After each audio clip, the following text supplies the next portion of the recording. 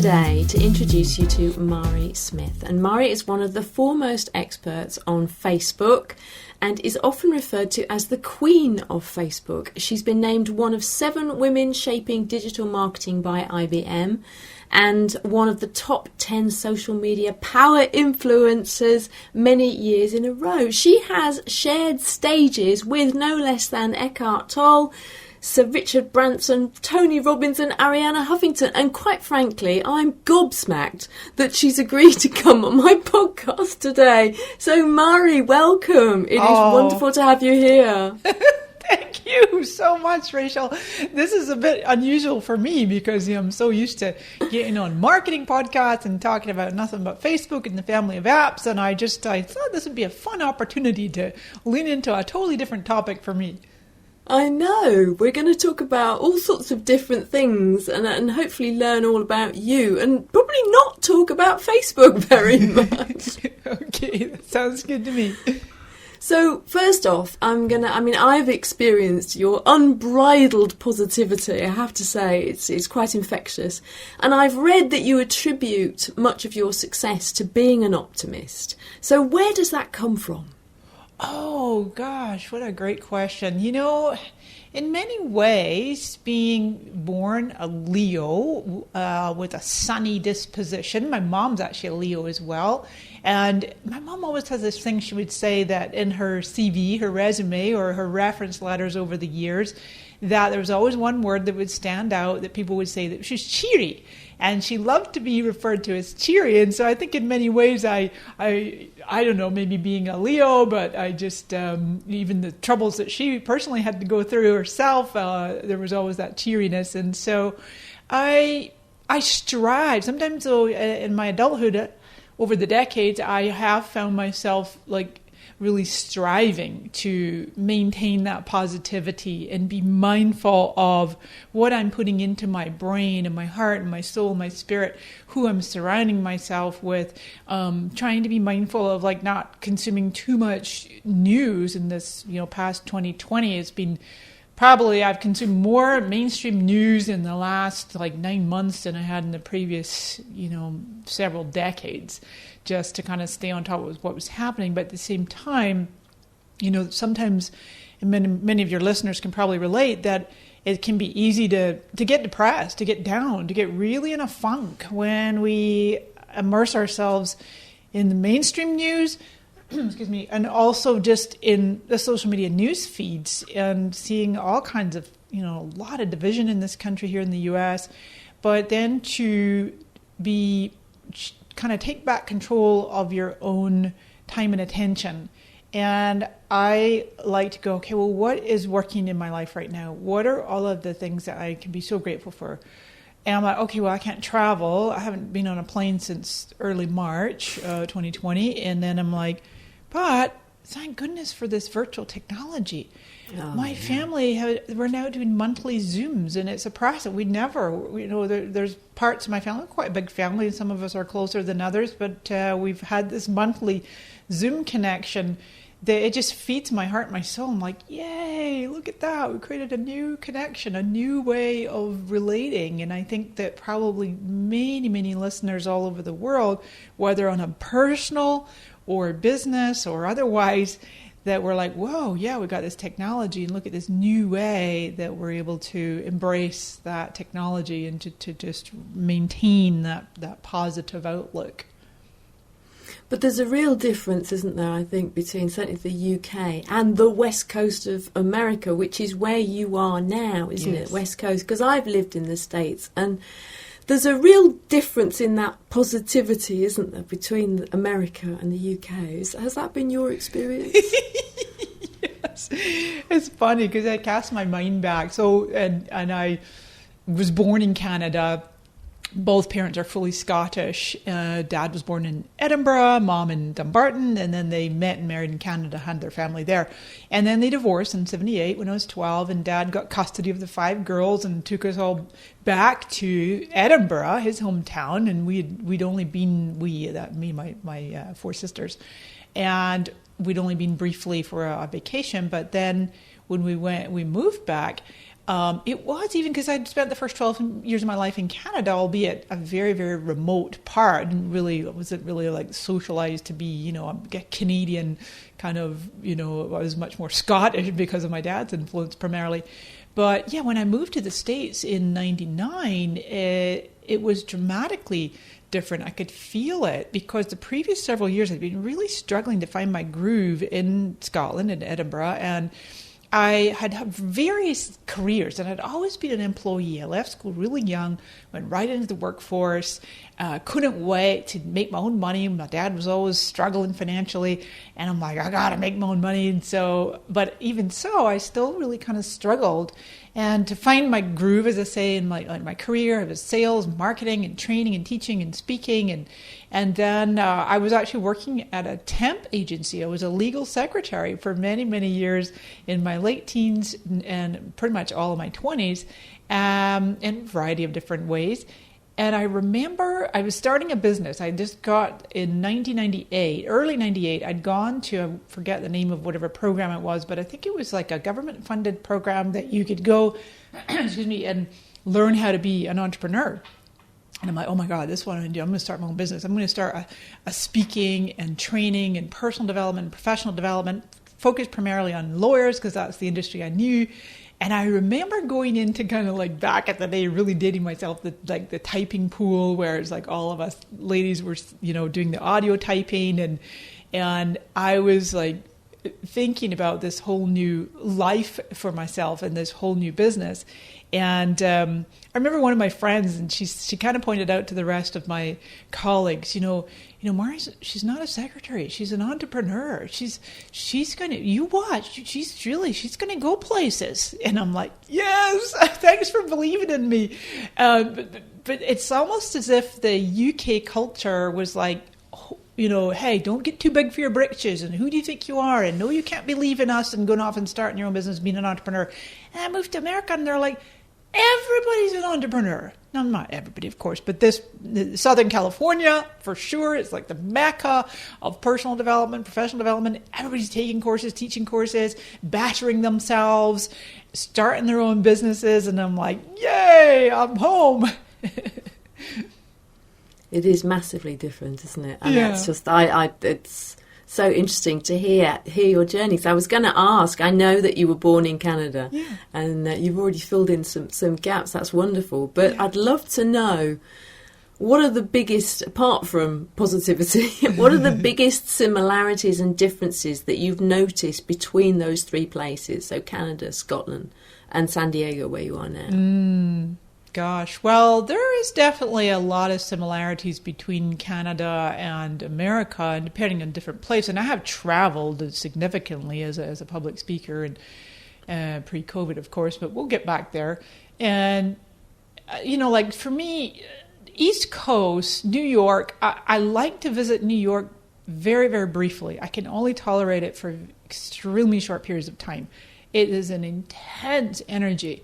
And if I was like speaking in like downtown New York City, and I'm staying in a hotel, and it's super fancy, but it's tiny, and these are old buildings, and they're tiny, tiny little hotel rooms, super high end, and you just constant noise all the time, and the hustle and the bustle, and I just, for this kind of quiet, peace-loving, rural BC Canada, raised in a Quaker community. My dad was always a practicing Quaker. It's just too intense for me. And so then there's other parts like, Boston. I do like Boston. That's very pretty, and I like the energy there. But I've always enjoyed the West Coast. I do like Oregon, and Arizona gets a bit too hot for me, but Canada. I do remember very distinctly as a child the seasons, right? So I had like severe winters. One year, I remember my dad made us an igloo. We had so much snow, and he made us like a snow house. It was really fun. And but then the East Coast, where I was born on the East Coast, and then when I was 2, moved over to the rural BC. I don't have any memories really of the East Coast, but I do know that their winters can be much more severe in Toronto.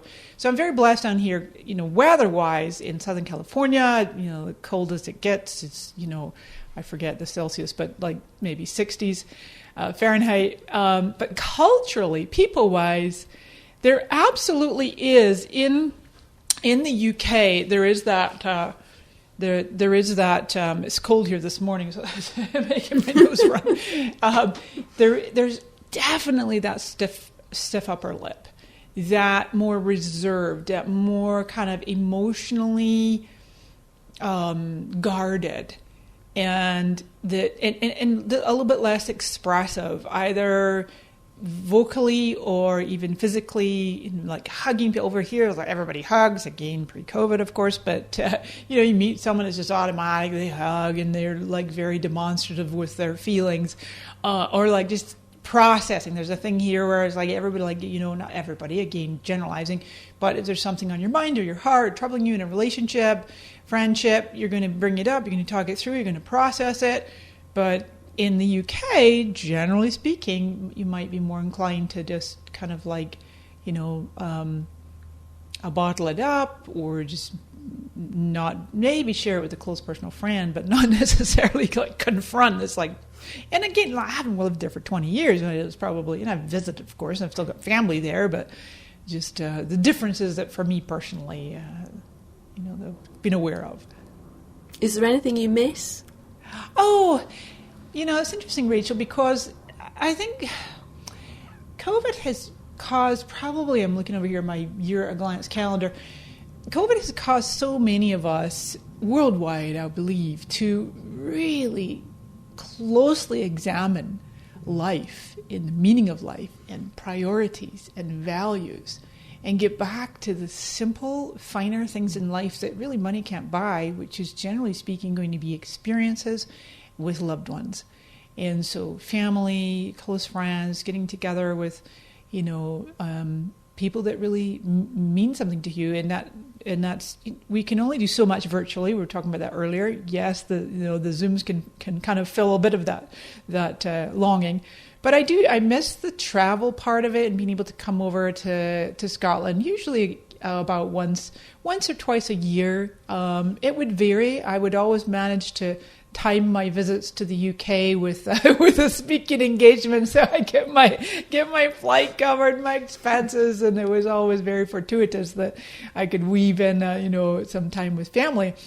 Now, so that would be an aspect of it. Definitely miss. Like I became a great aunt a year ago, December.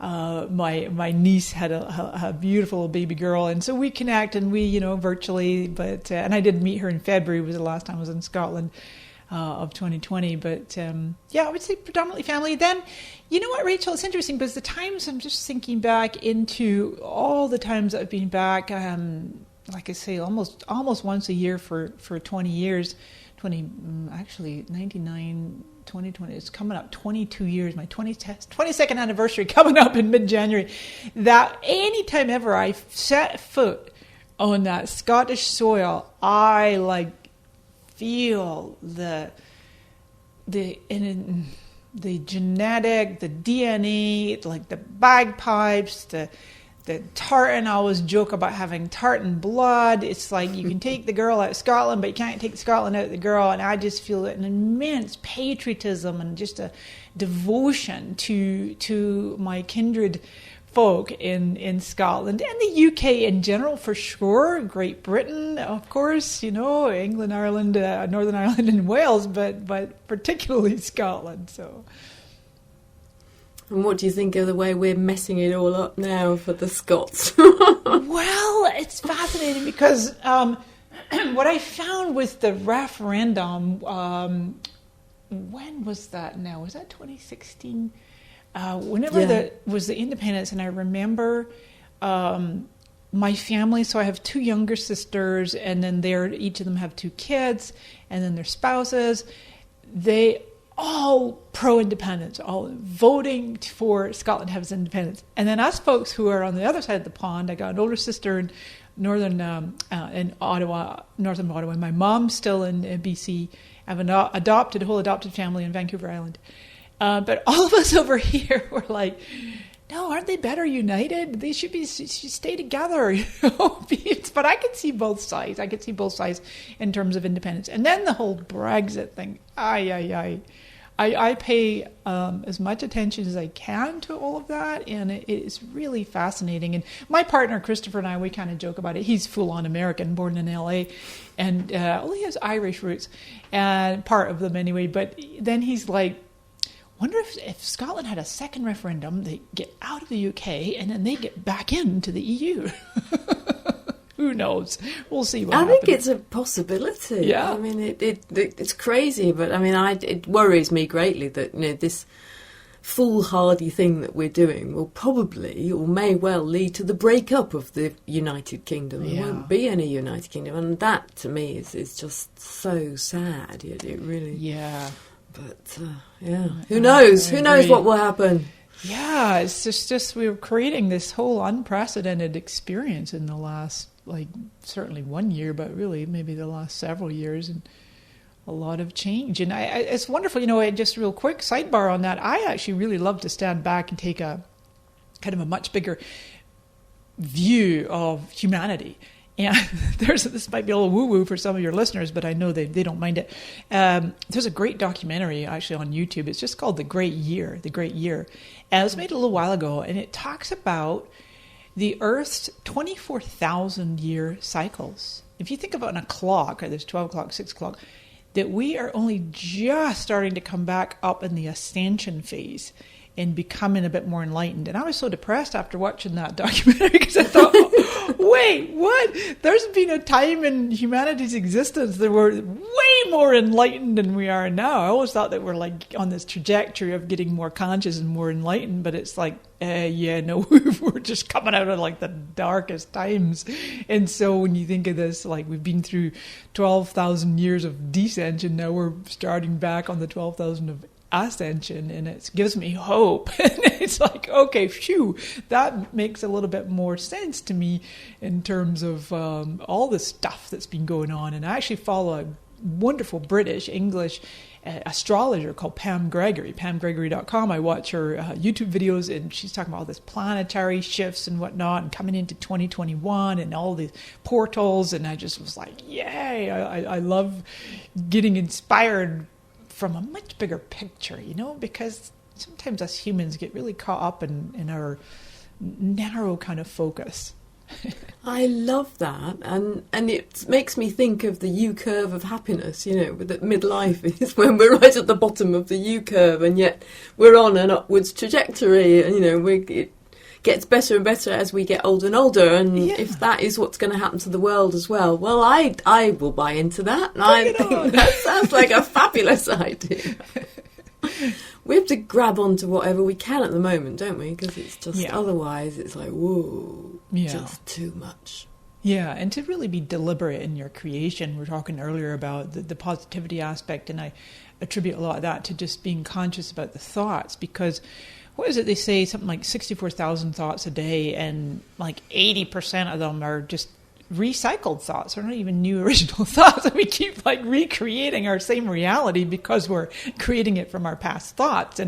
And some of your listeners might be familiar with the work of Dr. Joe Dispenza, and I just love how he talks about going out there into the future in your mind's eye, in your visioning, in your meditations, and okay, what do I really want to create? What do I want to manifest? What do I want to deliberately create my reality in all aspects of life, and just will yourself to be keeping that vision in mind, as opposed to just continually creating the same old, you know. And it's like, he says even simple things like when you wake up in the morning, like get out of bed on the other side, brush your teeth with the opposite hand, you like make yourself do things differently to just shake it up a bit.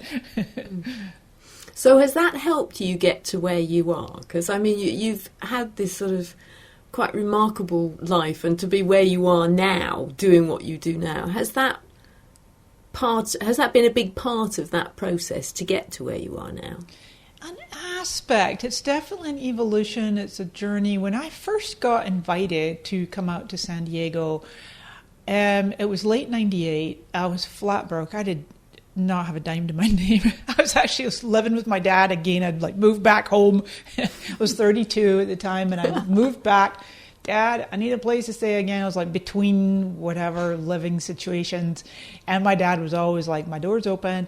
And all of us sisters have done that over the years. But I mentioned earlier about like taking that entrepreneurial class and wanting to start my own business. And I had just begun to get things going. I had a website. It's called Dynamic Speaking. I had business cards and brochures, and I literally started to get some clients. And my dad was really believing in me, encouraging me, and championing me. He'd always been an entrepreneur. My dad rarely ever was an employee. He was a baker all of his life, a master professional baker, and ran a little bakery in BC. And so he's all for, being an entrepreneur. But it was right when I was walking into my local bank in Edinburgh, and I had a meeting with the business manager to get a small loan, a small business startup loan. And that's when I got the invitation to come to San Diego, California. And I just knew the gods were speaking to me and going, hey, woohoo, you're not supposed to start this business here in Scotland. Come on over here to California. And I was like a long lost friend. And he's like, come on over, I'll get your ticket. And he'd married a girl that was here, a lady that was here in San Diego. And so they were very gracious in bringing me out here. But the journey part of it, I remember when I was working as a temp in 97, 98, and I came across the book called The Celestine Prophecy. And then there's a companion book that's called The Experiential Guide to the Celestine Prophecy by Carol Adrienne, as James Redfield is the author of that. They made it into a movie, actually, The Celestine Prophecy. And he was talking about the energy and the energetic field, and of course the chakras and all these things, all this like wonderful woo-woo stuff. And I was reading like Deepak Chopra and Louise Hay, and I had all these books on my shelf. And I got the invite to come to San Diego. I'm like, oh, wait a minute, Deepak Chopra, I'm sure he's based Louise Hay, Jack Canfield, Tony Robbins. These are going to be my neighbors. But back to just two things real quick that to answer your question. I distinctly remember like really embracing this body of work, the Celestine Prophecy. And I was sitting in Princess Street Gardens, beautiful area with the castle there, of course, on my lunch break. And James Redfield talks about when you look at a tree, if you just soften your gaze, and you can see the vibration, you can see the energetic field around the tree. And I remember doing this and going, wow, like there's something here, there's something magical, there's this field. And I'd be like walking along the street and just like kind of smiling to myself. And I remember coming back to the lawyer's office, and one of my colleagues was like, Mari, I saw you out on your lunch break, and you're like just smiling away to yourself. Why are you always happy? Because it's this law of attraction that you want to be able to radiate a genuine sense of happiness. But at the same time, there were aspects. I wasn't like that 24/7. I'm still not. I'm not like that 24/7. I'm absolutely human like everybody. I have my moments. I was real funny yesterday. I was in such a funk. I could not shake this funk off. And I'm like, okay, that's it. I'm going to bake some chocolate chip muffins, and I'm going to eat 4 of them. And I did. And I gave myself full permission. And I went to bed going, yay, I feel much better. And I don't encourage people to eat, but I had done everything. I was using essential oils. I was like meditating. I journaled. I'm like, what is with this funk? I tried everything to lift it. Talked to a friend. I'm like, okay, that's it. Chocolate muffins. It's the only thing that's going to lift it. But the second thing I was going to say about that, it was Carol Adrienne, because I remember getting the tapes, the audio cassettes. I remember her saying there was a moment in her life where she was trying to get things to happen, and she was just so frustrated. And she stood in the middle of her room, and I can still get the goosebumps when I think of it. And she just screamed at the top of her lungs, "Get me out of here!" And she's like, not within 1 hour, the phone rang, and stuff started to shift, and people were like helping her and moving her forward in this new life and this career she wanted to create. And I remember having a moment like that not long before I got that invite to come to San Diego. Here I am living in my dad's house, like I say, flat broke, doing this temporary job, wanting to start a whole new career as an entrepreneur. And I'm in this small little room that my dad let me have. Not like it was a huge house, and I stood there and I was so frustrated, and I did that. Get me out of here. It was like, a few months later, I'm on a plane with a couple of suitcases and 50 pounds to my name heading to San Diego, and I'm like, oh, it worked.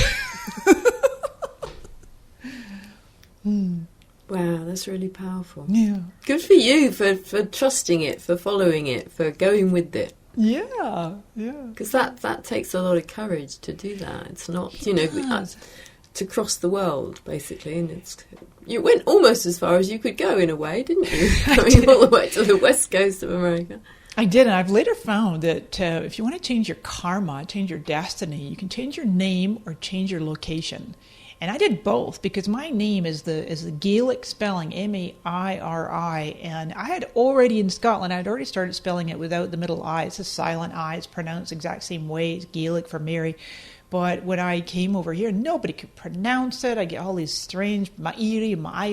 They try to pronounce the middle I, and I'm like, that's it. I'm just going to not spell my name the original way. So I changed my name and changed my location, and it literally can change the trajectory of your life. And I've recently actually started, I had a session not long ago with, he's called a locational astrologer, and it's called astrocartology, I think it's astrocartology, yeah. And it's like finding the exact kind of coordinates of locations where it would be best for you to manifest your ideal life of what you want to create. So I'm positive that a big part of that happened when I came to San Diego in '99. And then I'm actually kind of toying with a move. I really thought, I haven't really shared this with that many people, but I'll share it with you on your podcast. I told my family now, because now that I've had this reading with this locational astrologer, I really thought since COVID, I'm like, and also my dad passed. It was a big part of it. My dad passed in mid-February, right before COVID. I managed to go over and lay him to rest, and it was long expected. He'd been ill for a while with Alzheimer's, and he was there in Dunfermline in a care home, and so just things really shifted for me. When you start, when you lose a parent, the first one to go, and just re-examine life, and go, oh, okay, I'm the next generation. I better make sure I'm living my right life. And I really thought, and then also I mentioned with my niece having a daughter and becoming a great aunt, I'm like, I got to go back to Scotland. I'm going to re-emigrate. I'm just going to pack up and go. No, maybe not. I should just probably go for, a couple of months and see if it's going to be a fit. And I'm like, it's torturing me day and night. And Christopher's like, I told you about this guy, Julian Lee. You got to have a session with him. I'm like, okay. And I did. And he was like, okay, I won't give you all the details, but Scotland was not going to be a good match for me for where I want to take my life next. So that's not on the cards. I'll definitely keep coming and visiting when it's safe to do so again. But I'm going to be staying in the States. So you're going to tell us where you're going to go? Not yet, because it's not. There's a possibility it's going to be the West Coast. So there was a possibility. The locational astrologer Julian, he actually found three. He says, "Mari, this is so rare. This is so rare. Sometimes I have to give people their money back. I can't even find one location." He's like, "I found three for you," and one of them was the East Coast. It was kind of New England area, and I'm like, "I'm just not an East Coast gal. Don't even tell me about that, because I just know I'm not going to go." So, but there's a couple of choices. One's still in California. But we'll see. I thought, and we looked at Canada too, and so West Coast. So, yeah, it's exciting. Fun. Yeah, it is. And in this day and age, we can be anywhere we like, can't we? It's so true. You can do what you do anywhere, I presume. Yeah, that's a big part of it. And I think I've spoken to so many of my fellow, consultants and thought leaders and public speakers, and some people, unfortunately, their business has really been decimated, and they've had to pivot. So it's just like one of the words of the year for 2020 for sure is like pivot. Everybody's got to learn how to pivot.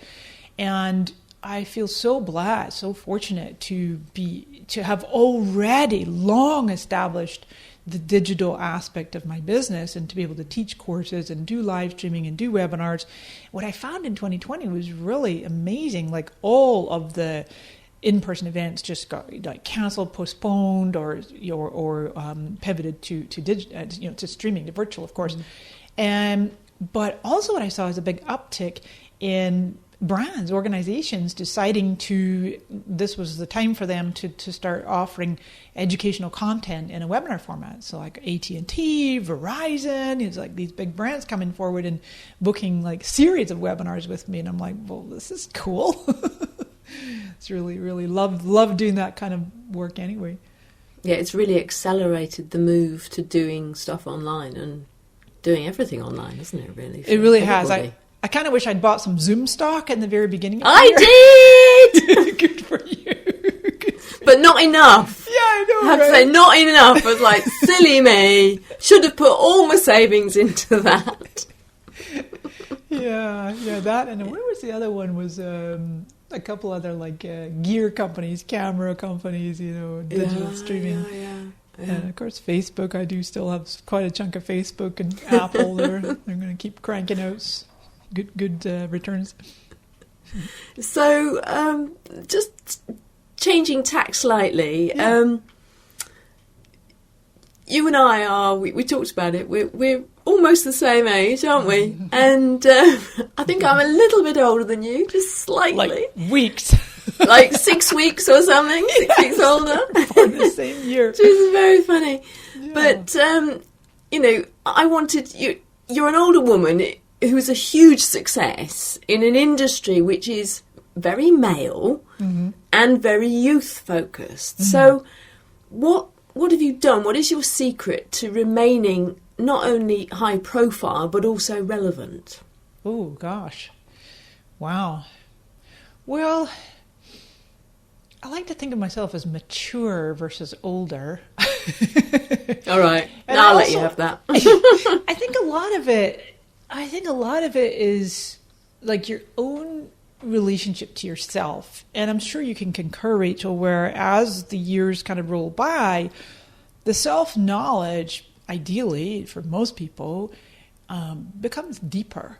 And that you just know yourself. You just know, I'm not ever going to do that thing over there. Or, I have a real deep sense of curiosity, so I'm going to try this thing over here. Now, I've known for most all of my life, I have two parallel loves, and that is my love of technology and my love of people.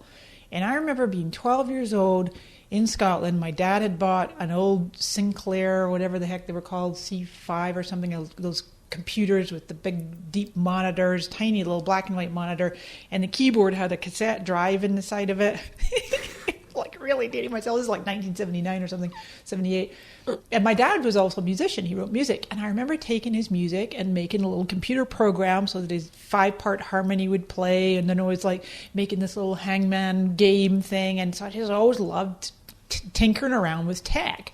And of course, in the mid to late 90s, when the internet really started to come up in widely, I just was like fascinated by the internet. And so I think there's just like this inherent love, as well as my natural curiosity, that I love tech and I like to tinker around and press buttons and figure out how things work. But then I also have this aspect on the DISC, which is you got Myers-Briggs, you've got DISC. I love these personality assessments. I'm an ENFJ, sometimes ESFJ, but and then the DISC, it's called a high I, which is an extrovert, a people person, a natural people person. But then then I'm also this aspect where I'm like steeped in this Quaker roots, which a big part of it is equality and inclusion and humility, and being able to see the divinity in everybody. And I would say to people, I'd go up to people, or people come up to me at events over the years, and some people would be like, "Oh my gosh, Mari Smith," and I'm like, oh, no, don't be putting me on a pedestal. I would think that in my mind, right? And I just relate with them, I connect with them, I make them feel good. My goal was always have people feel good, feel better about themselves having interacted with me. And so I think all of these things I'm sharing with you kind of transcend whatever career or industry I'm in. At the same time, with having that love of the people and technology, that's what social media is. And so I feel like in many ways very natural at it. I also just love marketing, and I love to come up with really creative ways to do what's really called relationship marketing. And that's the book that I wrote 10 years ago now. And that I love to demonstrate and model for people, like, here's a authentic, natural way of connecting with people. And it's not about getting those vanity metrics, which is the public facing, I'm all that, let me go buy some followers to show the world how great I am. No, that's total BS. It's like, I would rather people quietly generated a solid income behind the scenes and had hardly anything to show for it necessarily in the beginning, and people just get sold into or bought into this idea that we have to have these big numbers. And then the relevance thing, Rachel, is just really, I love keeping my finger on the pulse. My friend Mike Stelzner, the founder of Social Media Examiner, he's always like, oh, Mari's really good at reading the tea leaves. So, what's happening with Facebook? Okay, let's read the tea leaves, and I'm going to tell you what the writing on the wall and predict what's going to be happening and where you should be focused as a business person. Wow, that's great. I love that. Yeah. How that's super cool. I think that. Go on. Oh no, go ahead. Well, I was going to say that understanding of ourselves, I think, is something that comes as we get more mature, isn't it? And that authenticity. And it seems to me that you've embraced that authenticity for a long time, perhaps longer than a lot of other women who maybe discover it more in midlife. Certainly I wasn't authentic when I was younger. I wasn't authentically me at all. Well, yeah, I hear what you're saying. To add to that, I would say to me it was infinitely more important what other people thought about me in my younger years. I still struggle with that at times. I'm not kidding. I definitely do, and I'm sure a lot of people can relate. And social media can feed into that. I think it's really important for people to watch the documentary The Social Dilemma. I've seen it twice now. It is troublesome to me, but at the same time, troublesome insofar as, yes, these technologies are psychologically designed to create addictive behavior, to manipulate our thoughts and feelings and behaviors. At the same time, we are in control. We do not have to completely just spend hours of mindless time surfing through these feeds. You can put all kinds of measures in place and put your phone in quiet mode and apps in quiet mode. But the reason I'm bringing that up in The Social Dilemma and because it's like this social proof, it's like if you have a part of you, which maybe we all have, I don't know, I'm totally admitting that I do, that I do have an aspect that cares what other people think of me. And I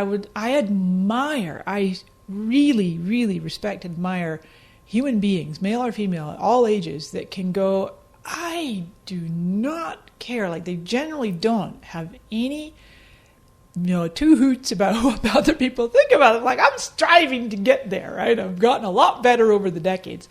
But the social media aspect of it is where you go to make a post on your personal profile, your Instagram, wherever it might be.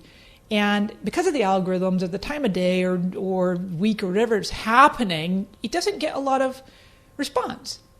And I've seen myself go, oh my God, I guess nobody likes this piece of content here. But then the part where to be careful is to not take, oh, woe is me, nobody likes me kind of thing. It's, no, you're at the mercy of these algorithms. So just be careful of doing what I call comparing the inside of yourself with the outside of others, because that's what happens when we scroll through mindlessly of these news feeds, whatever platform, as we're seeing a semi-polished version of other people's lives.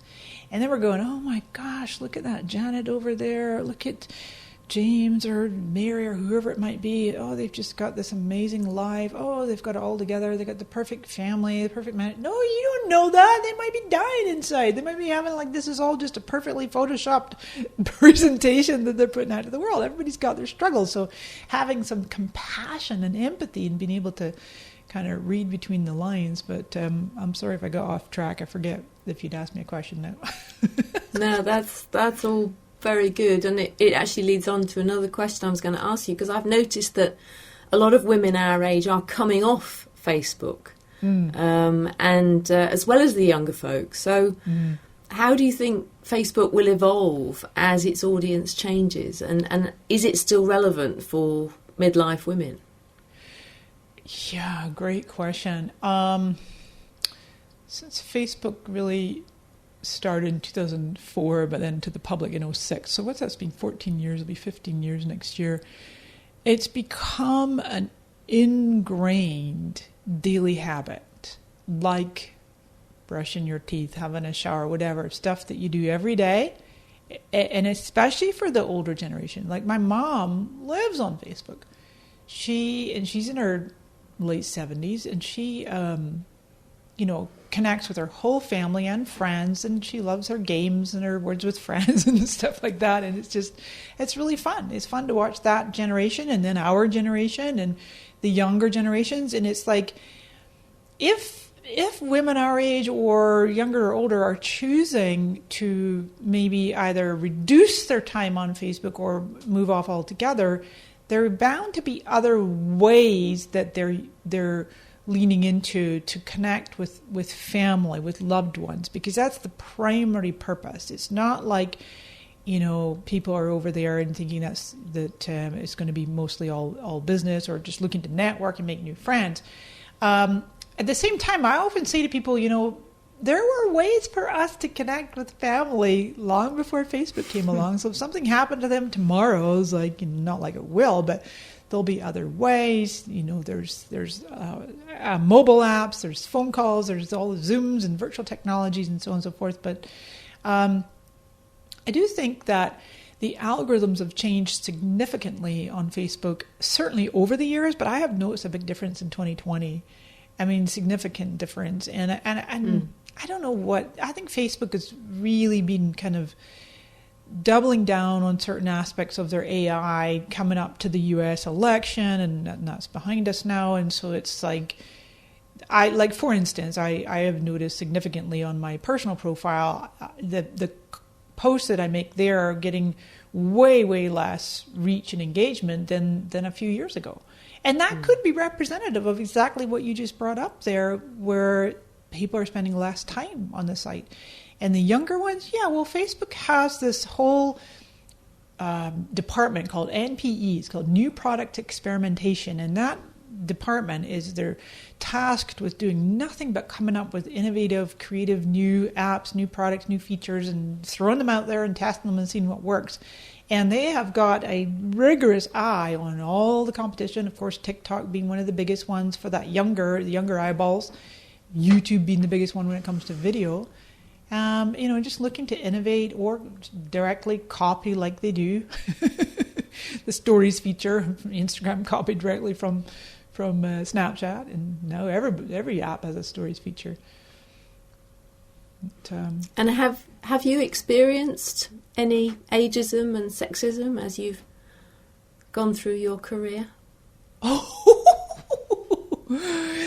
Well, ageism, probably not. And I just, maybe it's funny because I was thinking about our interview coming up this morning, and I was like, I thought, people might think I'm in denial. You can call it denial if you want, but I relate to myself like I'm still somewhere between 20 and 40, and I just don't think of myself in my 50s.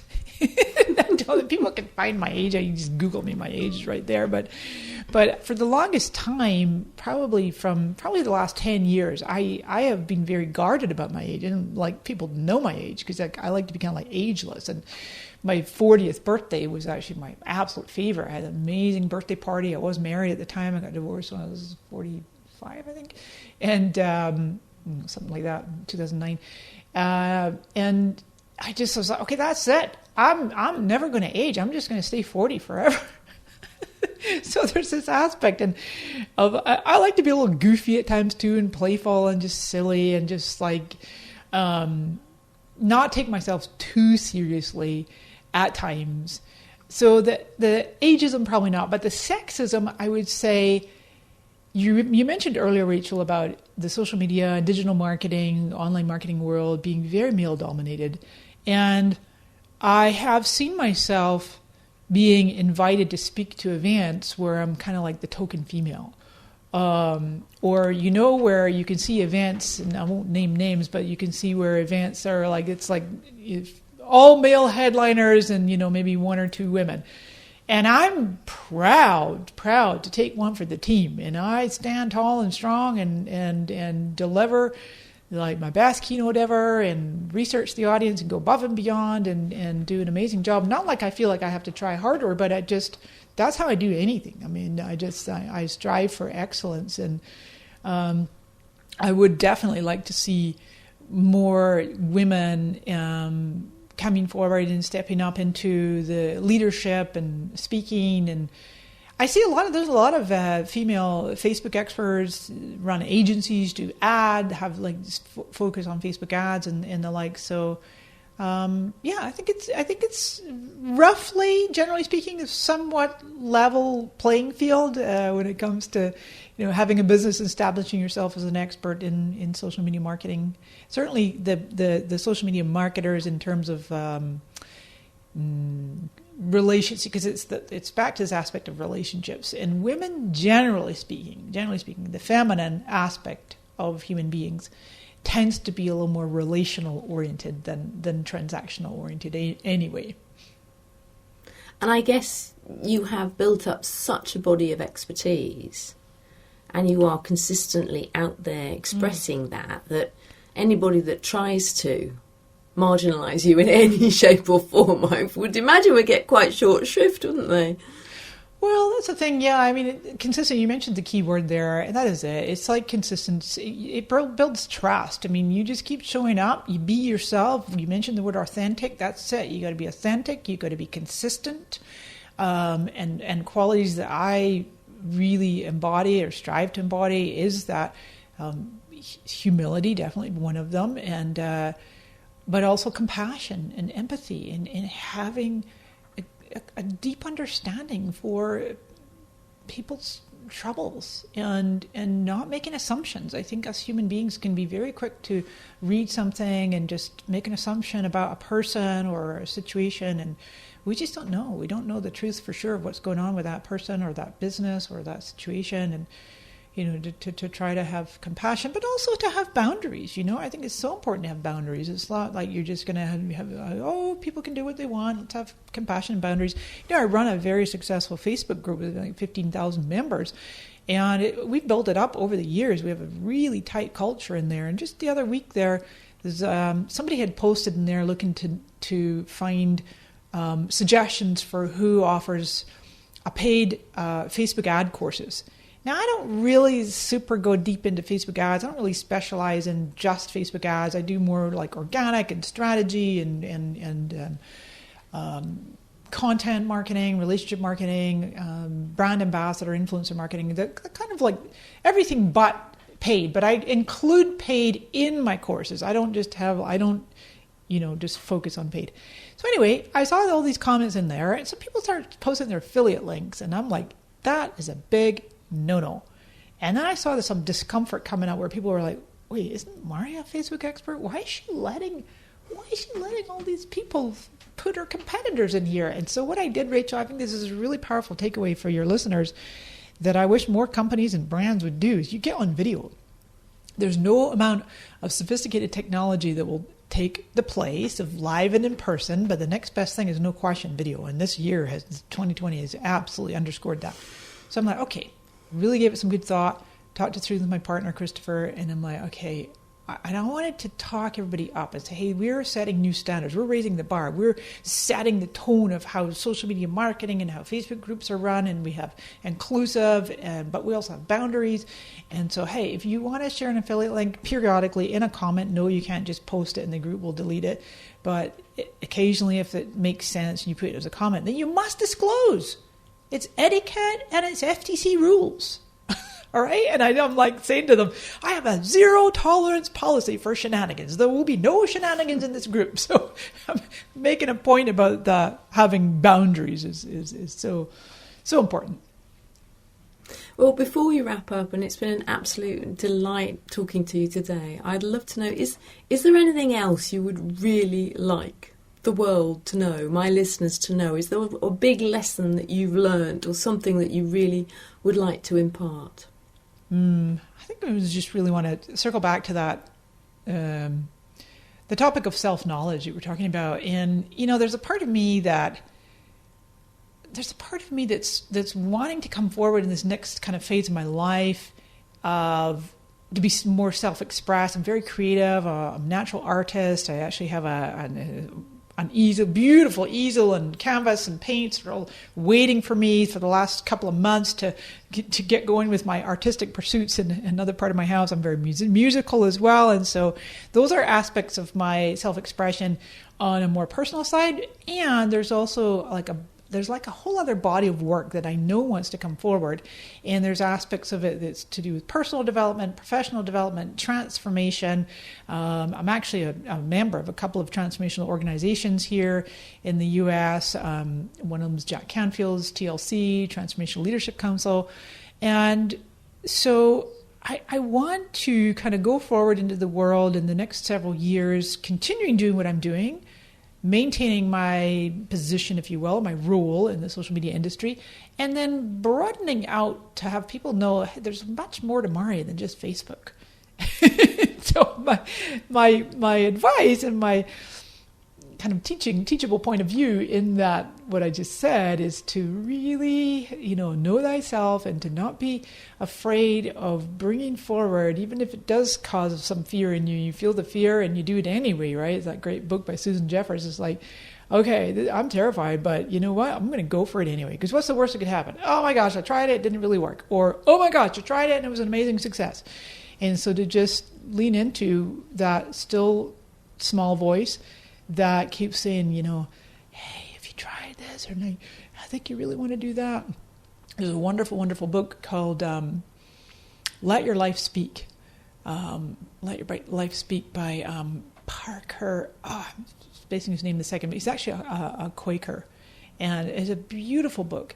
And the funniest thing I'll leave your readers with is somebody gave me that book in 2013, and I never read it. And it was sitting on my bookshelf. And all of a sudden, something started happening. It just chokes me up. I think my dad was speaking to me. It was after my dad passed.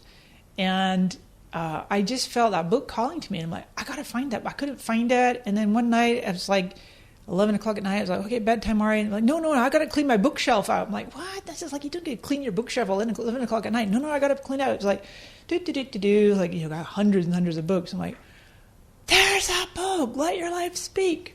Oh, I got to read it now. And I did. I read it from cover to cover, and I went and looked up the guy that had given me the book, and I reached out to him. I'm like, you might not remember this, but you gave me a book 13 years ago, like 13, whatever it was, 17 years ago. Let Your Life Speak. Parker Palmer. That's I knew it was Parker Palmer. Listening for the Voice of Vocation. That is the subtext. Listening for the Voice of Vocation. It's a beautiful book that I highly recommend. Well, that's just wonderful. Thank you. So we should all go and read this book, definitely, I think. Yes, Let Your Life Speak. And it is. It's just about trusting those still small moments. And he talks about way opening. The Quakers have this thing they talk about. You just hold space for someone to let their inner knowing come forward, come out, to be expressed. And the way will open. Like, when I got invited to come to San Diego, that was way opening. But what Parker Palmer talks about in this book is just a small little book. He talks about sometimes there's way closing. Sometimes you're trying to get something to work, and it just won't work. But it's because that's supposed to close so that something else can open. So, listening. The universe is always talking to us.